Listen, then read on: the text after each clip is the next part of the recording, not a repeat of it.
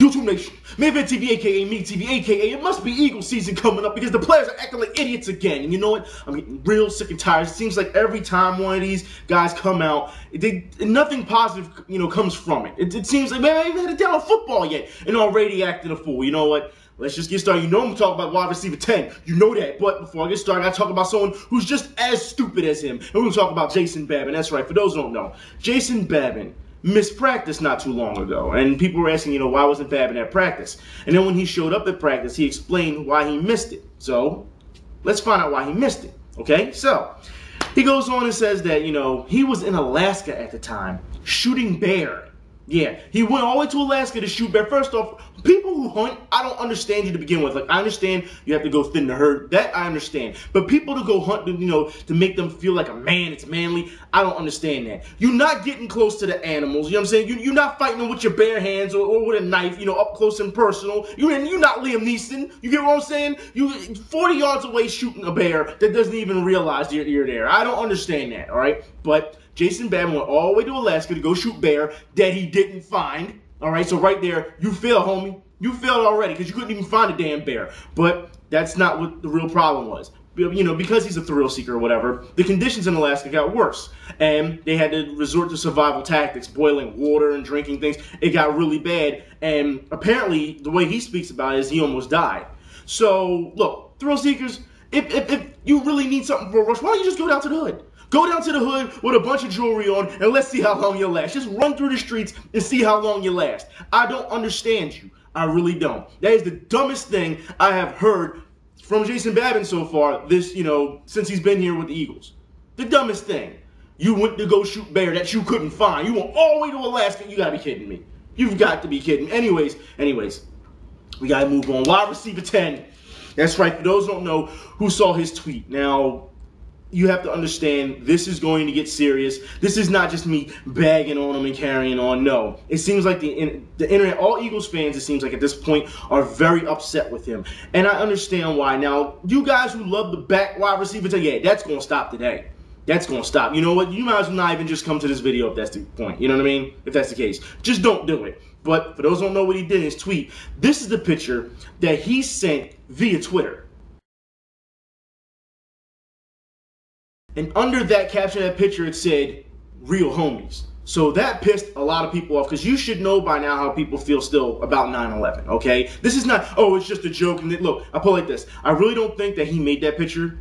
But in the comments, and I'll put the link in the info bar for you guys, the comments are saying, well, he did edit it, just to put on Instagram. There's so many comments of people calling him ghetto trash, and one person said, in that particular article I've been reading online for other, other reactions, calling him un-American. There's other people saying, why are you dragging Tupac into this? You know what I mean? And there's so many people. One guy said that he's never hated a team so much that he loves because he's a diehard Eagles fan, and to see the way the team is acting, the players are acting, it makes him hate the team. And there's other people go on to say, this is why people outside Philadelphia hate the team, because of the image that they bring. This is a problem.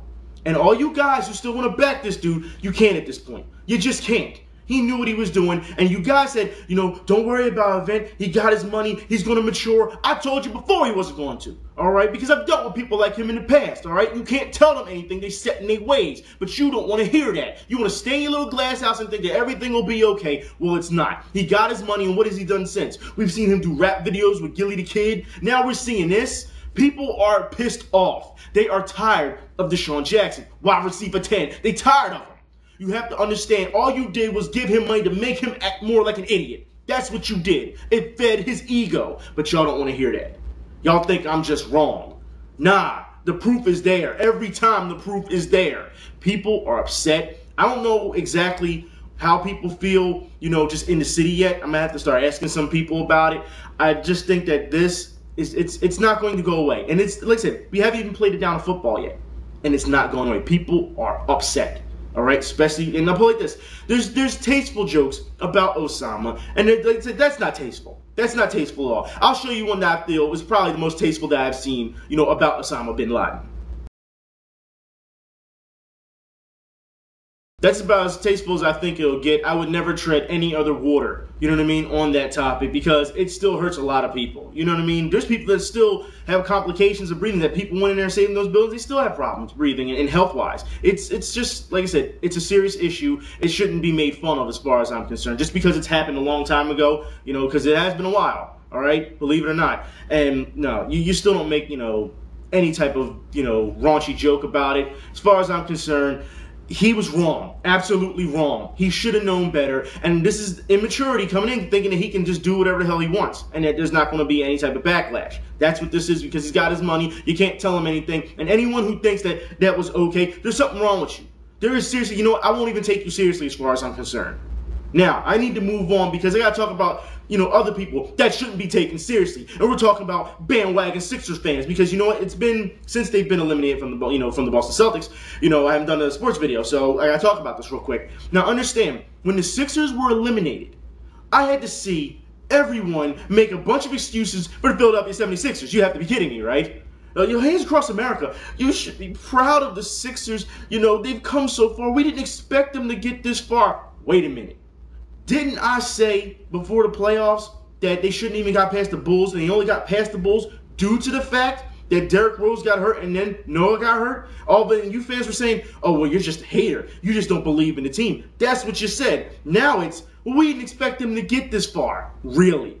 Okay, that's number one, all right? And then number two happened because all you guys sat here and said, you know, well, this team, you know, it didn't make up the, you know, the genetic, it didn't have the genetic makeup that we liked in the beginning. First off, let's get something straight here. None of you said anything about the genetic makeup of this team in the beginning. In the beginning of the season, for those, all you fans who've been watching my show from the beginning of the season of the Sixers, who said that first?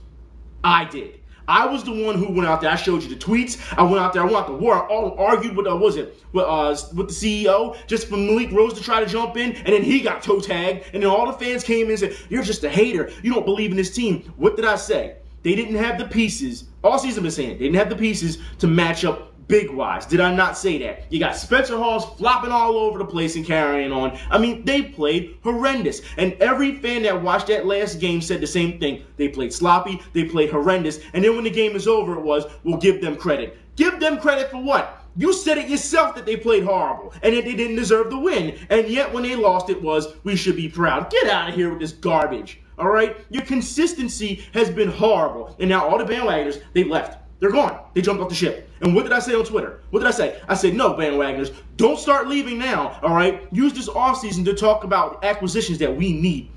And it's funny that I would say that because, you know, ever since I've argued with the CEO about not getting the right pieces, how it's a management problem, did I not say that? Like I said, everyone called me a hater, right? Well, it seems like now management is fessing up to it. As we move forward, you know, we realize we really like our team, we respect our team, we realize as Coach Collins laid out, we have some work to do to get better. We're prepared to do what we have to do as an ownership group, financially or otherwise, to improve this team. We want to win. To be quite honest, I'm getting really tired of this double standard shit. And I say that because we saw this with the Eagles last season. When I called out the Eagles and said all these things, and y'all was like, oh, well, you know, no, you got to be easier on them. You're being a hater, blah, blah, blah. And then what happened? Angry Red Ryan came out and said something, and everything was okay. As long as he said it was okay. But if I said it, I was public enemy number one, right? Now, they're admitting that they didn't have the pieces, all right? And that it is a management problem. They need to make the proper moves to make this team a championship team. They are admitting it. I said that in the beginning, you know, and now that Doug Collins and the CEO says it, it's okay. Nah, it doesn't work like this. There are no special rules for me here. You understand that? When people talk and act the way they want to on here, and if I decide to do it, it's, no, Vin, you can't do that. Nah, fuck that. All right? I dare one of y'all to come to me, say it to my face if you're going to, all right, and tell me there's some special rules for me. That's bullshit, all right? They sat here and just admitted everything I've been saying from the beginning. Why are they in charge? As far as I'm concerned, that should have been fixed a long time ago. Instead, they decided to keep the team the way it was and hype the shit out of you.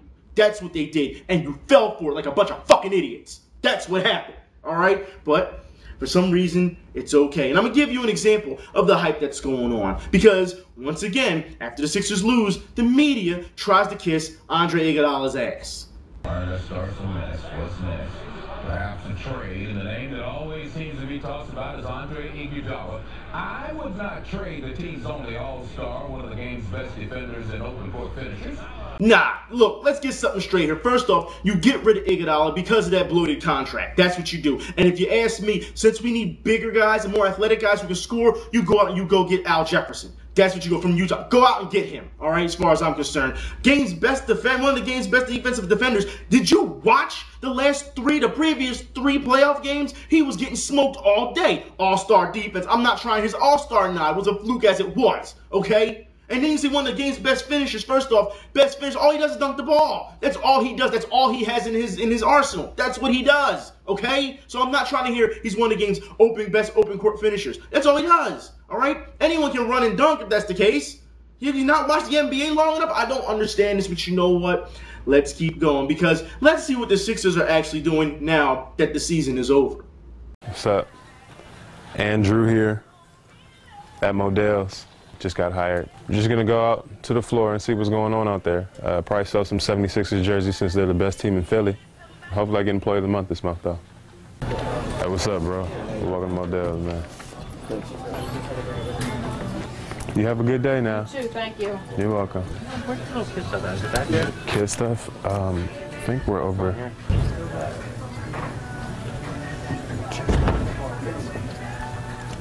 Oh, well, there's flyer shirts over here. Any size? Well, it kind of look like a woman's size. I get used to this. Gives me some joy inside that I just really love. Helping people, you know. Is there a greeting y'all say? Like, welcome to Modell's? What can I help you find today? What can I help you find today? I'm about to say, this might be harder for me than playing basketball. You got to stand here? And not lean on the rack like you're there. Oh, my fault. You ever tell you look like Drew Holiday? I've been getting that all day. Really? Yeah. God, man. I've been getting that all day. Sweet jersey you got there. Yeah, they are, yeah. Yeah, one that'll fit me. Probably wear like an extra large. I don't know, I need a little more room than that. See, that's those good relationships you have to have with the customer so then they'll come back.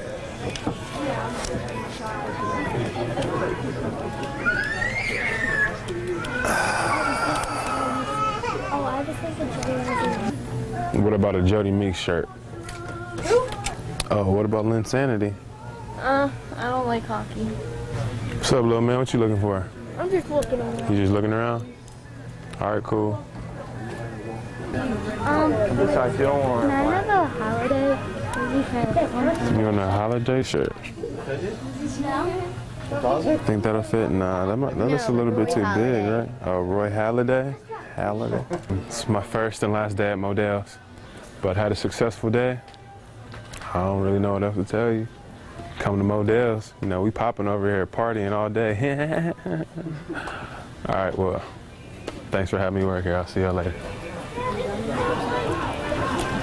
Gotta go to Mo's. This is my jam. Well, he said in person, he said, oh, that's Jody Meeks shirt. Who? Exactly. Get that ball out of here. You know, he should be going anyway, as far as I'm concerned. He said, what about Linsanity? Sorry, I don't watch hockey. I'm telling you, y'all see, that's what I like to see. You know what I mean? It's also good to see Drew Holiday actually open up and talk to people. You get to see some personality from him. You know what I mean? Any staying out trouble. It was really fun as far as I'm concerned to see that. I need to talk about, though, more NBA basketball. For those who've watched the Western Conference Finals and the Eastern Conference Finals, both of these 4 games, they've been hard to watch. They've been absolutely hard not because of the players, and it is some of the players. Some of these players don't know how to act. There's a lot of flopping going on, things of that nature, but that's not my problem. My problem is with the referees, all right? The way these games are being officiated, you cannot give the Boston Celtics, what was it, 4 or 5 techs in the first half. I mean, come on now. You can't do that. And then the thing is, it didn't really affect the game because they were tied at the half with Miami.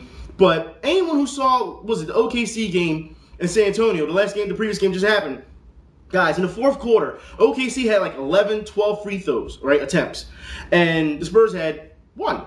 Like, it was obviously, you know, the refs just wanted to keep this game intact because, as we all knew, San Antonio had took the game and just ran away with it. They had, all right? You know, so they had to try to make it closer to make it more competitive since it is a conference final. You get what I'm saying? And, you know, if I'm David Stern at this point, you really have to be like, you know what? things have to change. And if he doesn't change things, and the thing is, when you see bad things, you change them immediately. You don't wait years or say, well, I'm thinking about changing something. You do it. You're the commissioner. You can do it, all right? And if you don't do your job, then guess what? You don't deserve your job. You just don't, all right? It's that simple. I'm not trying to hear any more about David Stern, and it's made a mockery of it. Even last night, all right? Boston and Miami, I couldn't even watch the whole game. I watched the Stanley Cup. I watched that. That was better entertainment than basketball was last night. It was ridiculous, all right? Especially, and I'll put it like this, when Stanley Cup ended, and I will talk about that later. The fourth quarter. That's right. We got to talk about fourth quarter, LeBron James, the unclutchable. And we're going to talk about this. 9 seconds left in the fourth quarter. You have Rajon Rondo guarding you, okay? Rajon Rondo's like, what, 200 pounds maybe? Possibly? I don't even know. But you've been beating these guys all night in the paint.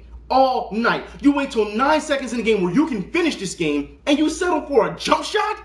What's wrong with you? Take the ball to the rack. Worst come to worst, they foul you, knock down the free throws. You were doing good all night pretty much on free throws. So I don't understand why all of a sudden you're settling for a jump shot.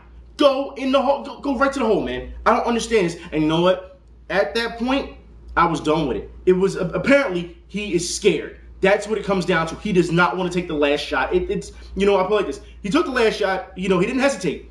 But you got to go into the hole. He wants to try to finish this game like he's some type of jump shooter, like he's Michael Jordan. You're not Michael Jordan. Get that shit straight, all right? You're not. And the media is, for anyone, I'll put it like this. It is hard for me to watch the halftime shows or the pre-games because you have Chris Broussard and Magic Johnson just kissing LeBron's ass, all right? Even when it's not even about them, they somehow find a way to bring them up. It happens. It happens way too much. Chris Broussard said, last week? 2 games ago?